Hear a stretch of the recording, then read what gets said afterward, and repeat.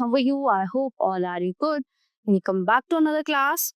Today, let me start English chapter number 11, A Legend of the Northland. Have you ever felt hesitation in sharing your things? Do you believe in power of destiny? So read the poem. Away, away in the Northland where the hours of the day are few and the nights are so long in winter. एक जगह है Netherlands जहाँ पे दिन छोटे होते हैं और रात बड़ी होती है सर्द. That they cannot sleep them through. Where they harness the swift green deer to the sleds when it snows and the children look like deer's cub. In their funny furry clothes. That they tell them a curious story I don't believe it's true and yet you may learn a lesson if I tell the tale to you. Once when the good Saint Peter lived in the world below and walked about it preaching, just as he did, he came to the door of a cottage in traveling round the earth, where a little woman was making cakes and baking them on the hearth.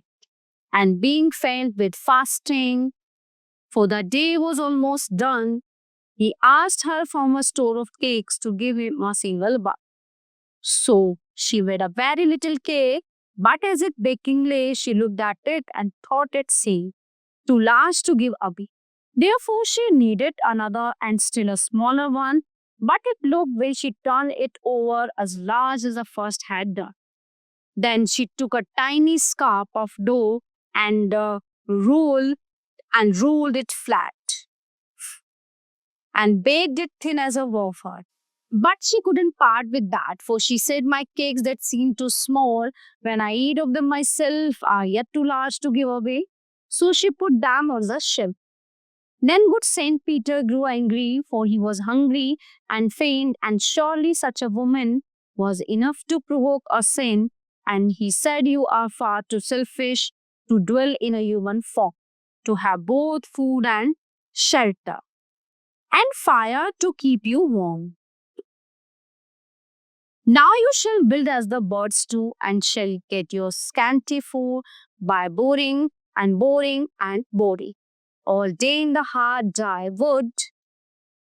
Then up she went through the chimney, never speaking a word, and out of the top floor woodpecker, for she was changed to a bird.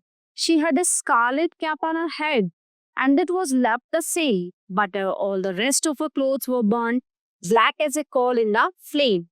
And every country schoolboy has seen her in the wood, where she lives in the trees till this very day, boring and boring for food. So, my dear students, the chapter is in here. I hope you all are very well understand full chapter. We will meet to the next class. Thank you, everybody.